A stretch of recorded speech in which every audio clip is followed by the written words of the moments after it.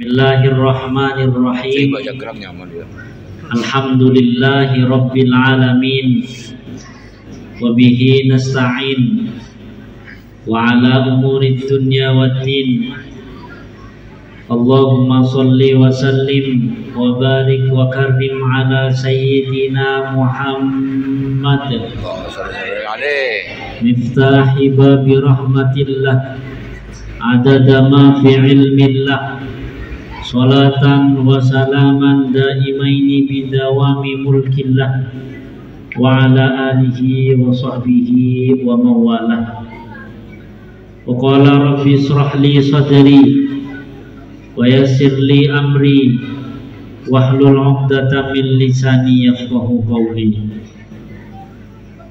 Hadratal muhtaramin, para alim, para kiai, para tokoh-tokoh masyarakat, guru-guru ngaji, para takmir masjid yang kami muliakan dan yang kami menghormati, wabil khusus hadir di tengah-tengah kita Kiai Asyik beserta seluruh para kiai yang saya tidak bisa menyebut namanya satu persatu, tapi tidak mengurangi rasa hormat dan takdim kepada para beliau-beliau semuanya.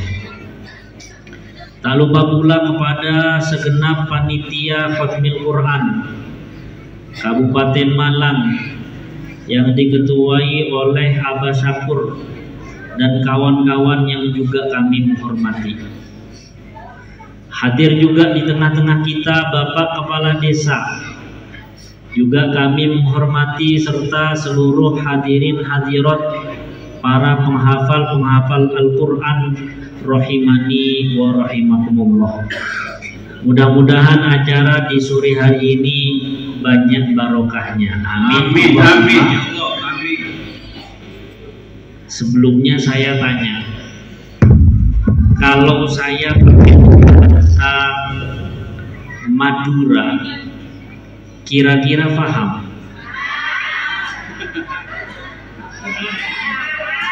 Paham no boten Bu? Nek kula bahasa Jawi paham gitu. Nek bahasa Indonesia paham. Berarti campuran bahasa Indonesia, bahasa Jawa, bahasa Madura tapi seketik-seketik gitu. Soalnya kula niku asline Madura. Kula mun esoro acaca bahasa Madura niku lancar. Tapi mun esoro bahasa Jawa niku mikir dungane. Tapi moga-moga barokah, moga-moga manfaat. Amin Allahumma. Yang pertama-tama marilah kita haturkan puja dan puji syukur kehadirat Allah Subhanahu wa taala. Karena atas limpahan rahmatnya, karena atas limpahan nikmatnya, kula panjenengan sedanten teng mriki ditakdirkan oleh Allah bisa menghadiri salah satu acara yang di dalam acara ini terdapat hataman Al-Qur'annya. Gino boten. Alhamdulillah sudah dihatamkan 23 titik hataman di dusun Prangas. Niki termasuk salah satu amalan yang sangat mulia. Kula panjenengan sedanten yang hadir ini lewat hadir ke acara yang di dalamnya ada Al-Quran, kita mengharap diri kita yang banyak dosa niki mudah-mudahan senantiasa dimuliakan oleh Allah Subhanahu wa taala. Amin Allahumma.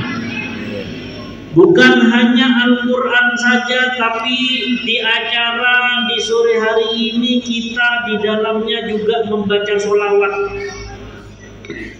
Sholawat niki salah satu amalan yang juga mulia, yang mana Al-Quran dan sholawat ini sama-sama mulia dan nanti di hari kiamat bisa memberi syafaat kepada kita semua. Amin Allahumma. Ketika mungkin wonten tiyang Prangas niki tasik mampir teng neraka Bu, pengen jenengan mampir. Biasanya senengane ibu-ibu niki nek wonten ziarah Wali Songo senengi mampir-mampir teng pasar-pasar. Niku teng dunya, tapi nek teng akhirat niku boten usah mampir-mampir. Boten saya, karena mampiri niku pasti teng neraka. Sebelum tujuan awal kita di surga, pasti kita yang masih banyak dosa akan mampir ke neraka. Lah kula panjenengan ketika ada di dalam neraka niku bisa menjadi sebab masuk surga karena dapat pertolongan dari Al-Qur'an dan sholat. Amin Allahumma amin. Kula panjenengan hadir di dalam acara ini ada Al-Qur'an. Di dalam acara ini kita membaca sholawat. Juga kula panjenengan sekarang ini berkumpul di tempat yang mulia, Bu. Masjid niku didawuhkan oleh Nabi kita Nabi Muhammad, afdholul makani masajiduha. Paling utamanya tempat niku masjid-masjid. Di dunia niki banyak bangunan-bangunan, banyak tanah-tanah, tapi ketika ditanyakan tanah yang paling mulia adalah masajiduha, masjid-masjid Allah Subhanahu. Kita berkumpul ngamalakan amalan mulia. Berkumpul kita di tempat yang mulia. Bukan hanya amalan mulia di tempat yang mulia, kita sekarang niki sak niki kula panjenengan wonten teng bulan yang bulan ini juga dimuliakan oleh Allah Subhanahu. Bulan nopo, Pak? Bulan nopo? Bulan Dzulhijjah. Bulan ini termasuk bulan yang mulia. Kenapa kok dimasukkan bulan yang mulia? Karena di dalamnya ada layalil ashr. Di dalam Al-Quran disebutkan wal fajri walayalil ashr. Karena ada nanti di tanggal 10 niku yang disebutkan di dalam Al-Quran, di tanggal 10 di bulan Dzulhijjah, malamnya itu termasuk malam yang paling mulia. Kalau panjenengan sedanten niki ngamalaken amalan mulia di tempat yang mulia, di bulan yang juga mulia, insya Allah kula panjenengan harapannya senantiasa mudah-mudahan kita juga dimuliakan oleh Allah Subhanahu wa taala. Amin Allahumma.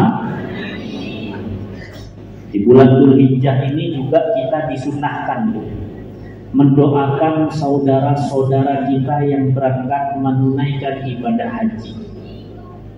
Wonten dereke panjenengan atau tetanggine panjenengan sing bidah haji wonten nggih? Kathah. Sekarang ini jamaah haji di seluruh dunia berkumpul di kota Mekah, mempersiapkan nanti untuk melaksanakan ibadah manasik haji. Kita yang ada di Indonesia itu diperintahkan untuk mendoakan, dongaaken derek jenengan, tetangganya panjenengan, saudaranya panjenengan yang berangkat haji, kita doakan setiap hari supaya beliau-beliau yang berangkat haji senantiasa diberi kesehatan oleh Allah. Amin Allahumma. Dosa-dosanya diampuni oleh Allah. Amin Allahumma. Karena apa? Karena Nabi Muhammad itu menyebutkan di dalam salah satu sabdanya, beliau itu menerangkan pernah berdoa. Doa beliau itu Allahul maufir lil haj wa liman istaghfara lahul haj. Ya Allah, ampunilah orang-orang yang berangkat haji. Kanjeng Nabi yang doa. Ya Allah, ampunilah masyarakat Indonesia atau orang-orang yang berangkat ke haji ke Baitullah. Bukan hanya orang yang berangkat haji, kata Nabi Muhammad apa? Orang juga ampunilah dosa-dosa orang yang mendoakan orang yang berangkat haji. Kalau panjenengan ini disunahkan ketika ada saudara kita, tetangga kita berangkat haji, kita sunah mendoakan. Karena orang yang mendoakan orang yang haji, doanya juga akan didoakan oleh Nabi Muhammad. Amin Allahumma. Nah, supaya kita juga yang masih belum berangkat ke Mekah Madinah itu juga dipermudah oleh Allah untuk bisa sampai ke Mekah Madinah. Amin Allahumma. Kira-kira kula taklet niki jenengan sing wonten mriki pengin napa boten tutup ke Mekah? Pengin biasa apa pengin banget? Pengin banget. Karena memang ada, kalau saya itu pernah mendengarkan, kula niku pernah mirengaken setunggal guru kula, yang mana guru kula niki pernah mirengaken dawuh saking Kiai As'ad Samsul Arifin. Ngertos Kiai As'ad niki? Boten ngertos. Boten ngertos, kula mawon boten menangi, boten ngertos. Kiai As'ad itu salah satu pendiri Nahdlatul Ulama, Jamiah Nahdlatul Ulama. Abahnya yang mendirikan Jamiah Khatmil Quran, beliau Kiai Khalil As'ad, abahnya Kiai As'ad. Beliau itu pernah dawuh, wong iku lek pancen kudu tutuk teng Mekah nang Madinah ana amal-amalane. Cepat atau lambat ketika amal-amalan ini diamalkan dan bisa, maka insya Allah akan dipermudah sampai ke Mekah Madinah. Kira-kira siap ngamalkan amal-amalan ini? Siap dia. Nopo amal-amalane dawuhe Kiai As'ad dikengken maca sholawat sallallahu ala Muhammad.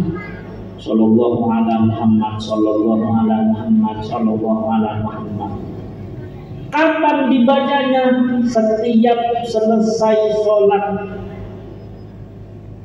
Berapa bacaannya? 100 kali. Bagaimana cara bacanya? Tidak merubah tempat duduk dari tahiyat akhir. Terus jenengan niku tahiyat akhir, duduknya juga seperti itu. Baca sholawat sallallahu ala Muhammad, sallallahu ala Muhammad setiap selesai sholat lima waktu. Sampai berapa lama? 41 hari. Lek lulus cepat atau lambat, insya Allah panjenengan akan sampai ke Mekah Madinah. Amin. Tapi boten diamalkan gitu kan piro tutuk. Diamalkan dulu.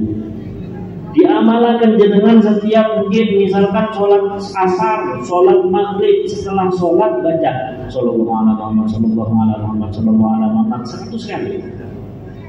Maghrib maghrib baca lagi, dito 41 hari, lulus panjenengan boten sumpih. Insyaallah jenengan niki bagiane akan sampai ke Mekah Madinah.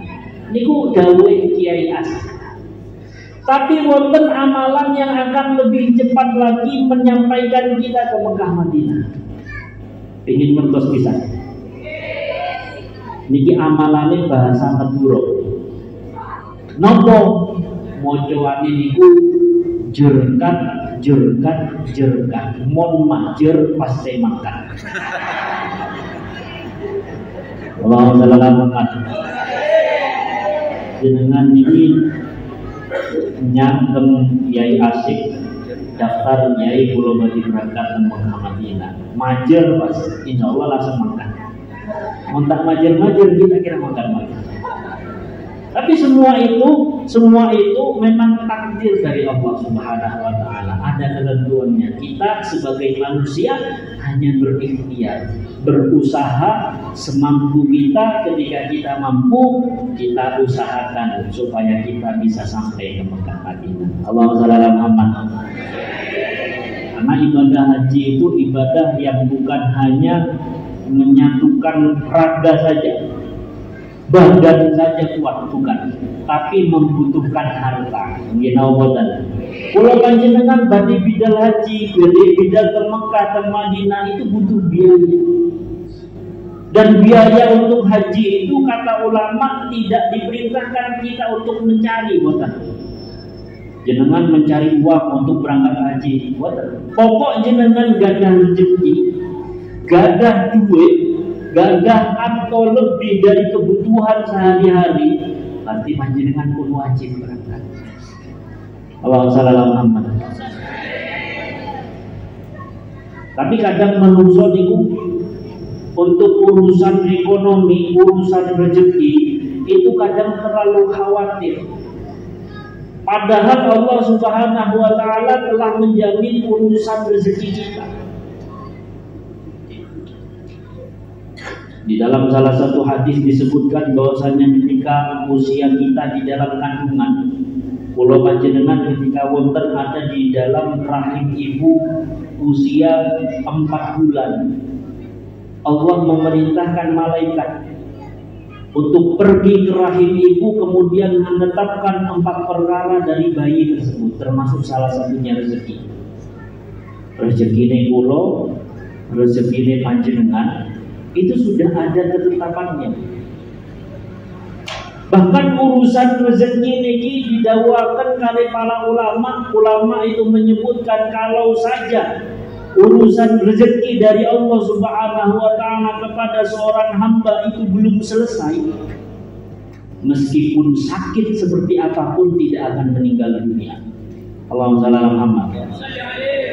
Kecuali urusan rezeki ini pun mantul kabeh. Malaikat sudah lunas, sudah tuntas melaksanakan tugasnya memberikan rezeki, biasanya gak suwi wong iku mati. Allahumma shalli ala Muhammad. Kalau mungkin 1 tahun yang lalu itu di Lumajang, di daerah Puji Ali, kalau nggak salah ada seorang orang ini hidupnya biasa-biasa, diomongin yang miskin, boten miskin, tapi dibilang orang kaya, boten kaya. Ada dulu jenis kayu di sana yang waktu itu 10 tahun yang lalu niku boten laku. Tapi sebelum itu niku pancen larang kayu niku. Jadi masyarakat di sana dulu bertanam tanamannya niku kayu-kayune niku tanah pun boten pancen diketoki kabeh. Kecuali salah satu orang yang saya ceritakan ini. Yang ini boten diketok. Sampai pada akhirnya mungkin sekitar 2 tahun yang lalu kayu niki pajeng larang ratusan juta, sehingga orang ini kaya mendadak. Allahumma shalli ala Muhammad. Ketika sampun kaya mendadak, tidak lama dari itu akhirnya mati, wafat alias isdet. Itu artinya apa? Berarti malaikat itu menyampaikan urusan rezeki kepada seorang hamba sudah sampai itu. Makanya kita kadang harus bersyukur, Pak. Kita itu diberi rezeki oleh Allah sedikit-sedikit. Malaikat niku nganteraken rezeki ke kita sedikit-sedikit. Kadang sehari dikasih 50.000, kadang sedinten diparingi 1.000. Kadang sedinten diparingi lebih saking niku.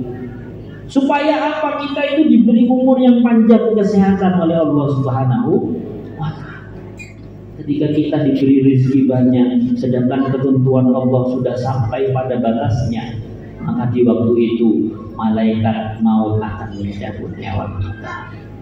Mudah-mudahan kita digampangkan rezekinya. Amin Allahumma.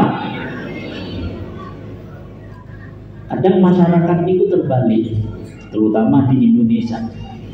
Urusan rezeki wau kula sampun nerangaken sudah dijamin. Tapi urusan ibadah niku boten dijamin kaya. Saya teringat dawuhnya Imam Ibnu Athaillah di dalam kitab Al-Hikam.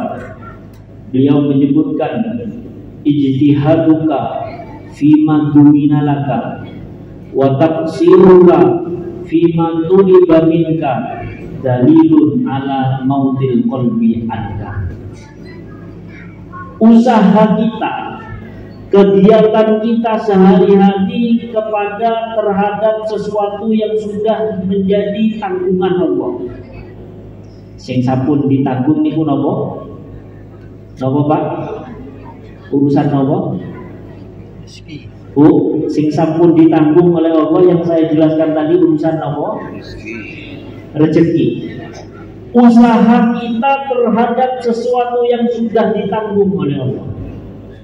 Kalau panjenengan kerja golek duit. Itu termasuk sesuatu yang sudah menjadi tanggungan Allah, tapi kita ikhtiar. Wa taksiruka fima tuliba minka. Dawe Imam Ibnu Athaillah ini, tapi kita banyak lalai terhadap sesuatu yang tidak ditanggung oleh Allah. Sing boten ditanggung niku urusan apa? Urusan ibadah. Kalau panjenengan ibadah nggih bakal diganjar, nek boten ibadah nggih boten kira diganjar. Beda dengan urusan rezeki. Urusan rezeki niku kula panjenengan patos rezeki nggih bakal diparingi rezeki. Kadang meskipun kita tidak mencari rezeki, rezeki itu akan datang sendiri kepada kita kalau itu memang bagian kita. Nah, urusan dua perkara ini kadang masyarakat kita itu lebih mengutamakan urusan yang sudah ditanggung. Ketika diajak untuk bekerja mencari uang giat, tapi diajak untuk ke pengajian, untuk sholawatan, untuk baca Al-Quran, itu biasanya potensial. Itu terbalik sehingga menjadikan kita semua memiliki hati, tanda-tanda hati yang mati, dalilun ala mautil qalbi. Mudah-mudahan kita diselamatkan oleh Allah Subhanahu wa taala. Amin Allahumma. Urusan rezeki kita ikhtiar, berusaha, tapi jangan lupa urusan ibadah adalah urusan yang paling utama. Makanya kula panjenengan itu diadakan wadah majlis sholawat dan khatmil Quran seperti di sore hari ini. Supaya apa? Supaya kita itu bisa menghambakan diri kepada Allah, mendekatkan diri kepada Allah. Pertama lewat Al-Quran, kedua lewat sholat. Lebih-lebih kita itu memperbaiki diri kita yang sudah jauh dari Al-Quran. Kalau panjenengan niki mungkin hidup tidak jauh dari Al-Quran, temu sholat wonten Al-Quran, tenggriya nggih wonten Al-Quran. Tapi apakah Quran itu kita baca setiap hari? Kan tidak. Apakah hubungan kita itu sudah dekat dengan Al-Quran? Kan boten juga. Nah, makanya diadakan majlis khatmil Quran supaya kita kembali dekat, kembali rekat dengan Al-Quran, sehingga nanti di hari kiamat Al-Quran bisa memberi syafaat. Amin Allahumma. Karena sesuatu yang bisa memberi syafaat itu salah satunya adalah Al-Quran. Tapi guru kula niku Habib Umar bin Hafid niku menjelaskan bahwasanya syafaat dari Al-Quran itu beda dengan syafaat-syafaat lain. Atau Kanjeng Nabi. Kanjeng Nabi itu bisa memberi syafaat nanti di hari kiamat. Orang-orang soleh itu bisa memberi syafaat nanti di hari kiamat. Panjenengan punya anak yang soleh, solihah, itu bisa memberi syafaat nanti di hari kiamat. Orang-orang yang hafal Al-Quran niki bisa memberi syafaat nanti di hari kiamat. Tapi jika syafaat itu saking Al-Quran itu beda. Bedanya temuni Nabi Muhammad nanti memberi syafaat ketika kita sudah masuk ke dalam neraka. Kalau panjenengan pun masuk di dalam neraka, oleh Nabi Muhammad dikeluarkan itu syafaat. Kalau panjenengan pun masuk ke dalam neraka, anak kita, anak yang soleh solihah mengeluarkan kita dari neraka. Niki nek syafaate Kanjeng Nabi dan orang-orang soleh. Kalau syafaatnya Al-Quran itu benten.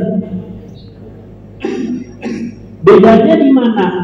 Syafaatnya Al-Quran itu niku akan mencegah kita untuk masuk ke dalam neraka. Contohnya, Kulo niki sering membaca salah satu surat di dalam Al-Quran. Contohnya nopo? Contohnya surat Tabarok, surat Al-Mulk. Tabarakalladzi biyadihil mulk ila akhiri. Surat Tabarok itu misalkan saya sering baca, maka surat Tabarok itu ketika kita sudah mati, kemudian amal kita niku pas-pasan, Pak. harusnya kita masuk ke dalam neraka, maka surat Tabarok ini akan menjadi benteng, akan mendebat malaikat yang akan membawa kita ke dalam neraka. Allahumma shalli ala Muhammad. Disebutkan di situ ada perdebatan nanti. Ketika ada manusia yang banyak dosa, kemudian akan dibawa ke dalam neraka, sedangkan orang itu dulu ketika hidup di dunia hafal surat Tabarok, atau sering membaca surat Tabarok, atau sering membaca Al-Quran, maka Al-Quran yang akan membela. Debat di malaikat, ya Allah, niki malaikat akan membawa manusia jasad yang di dalam hatinya ada Al-Quran. Malaikat sanjak ke Allah, ya Allah, tiang niki hidup di dunia fasik, banyak dosa, harusnya orang ini masuk ke dalam neraka. Al-Quran ngomong, iya memang orang ini orang fasik, tapi kesehariannya di dunia hatinya dipenuhi dengan Al-Quran. Akankah engkau membakar, ya Allah, seorang manusia, seorang hamba yang di dalam hatinya terdapat Al-Quran? Ini debat malaikat ini, kalian Al-Quran. Sehingga Allah Subhanahu wa Ta'ala memutuskan orang-orang yang di dalam hatinya terdapat Al-Quran tidak akan diazab oleh Allah di dalam neraka. Ini manfaatnya pulau panjenengan hadir ke dalam salah satu majelis yang di dalamnya ada Al-Quran. Mudah-mudahan kelak Al-Quran menjadi syafaat kepada kita semua. Amin Allahumma amin. Begitu juga di dalam hati kita ketika kita itu mengisinya dengan Nabi Muhammad, dengan kanjeng Nabi. Dulu pernah diceritakan di dalam salah satu kitab yang dikarang oleh Imam An-Nawawi Al-Bandari, bahwasanya Sayyidina Ali niku menantunya Rasulullah. Ketika Sayyidina Umar bin Khattab wafat, meninggal dunia, Sayyidina Ali niku pernah meminta kepada Allah, ya Allah, sekarang Sayyidina Umar wafat. Dulu ketika beliau hidup di dunia, saya tidak pernah melihat Sayyidina Umar ini debat dengan siapapun kalah. Sekarang beliau Sayyidina Umar bin Khattab ini meninggal dunia, saya ingin diperlihatkan. Sayyidina Ali meminta kepada Allah, ingin supaya diperlihatkan bagaimana keadaan Sayyidina Umar bin Khattab ketika ada di alam barzakh. Allahumma shalli ala Muhammad. Karena Sayyidina Ali memang Khalilullah. Sayyidina Ali itu kekasih Allah, memiliki kedekatan dengan Allah. Akhirnya tabir itu dibuka. Melihat keadaan Sayyidina Umar ketika terbangun di alam barzakh, kemudian datanglah seorang malaikat. Malaikat sinten bu, lepon kita mati akan ditanyai oleh malaikat siapa namanya? Mungkar Nakir. Disebutkan di kitab tersebut bahwasanya malaikat Mungkar Nakir ini datang dengan gelagat yang sangat menyeramkan, tampilan yang sangat menakutkan. Bahkan dikatakan mata dari malaikat Mungkar Nakir itu sebesar wajan merah menyala, kemudian sangat menakutkan. Tapi apa yang terjadi ketika Sayyidina Umar bangun kemudian melihat malaikat yang sok janggur itu?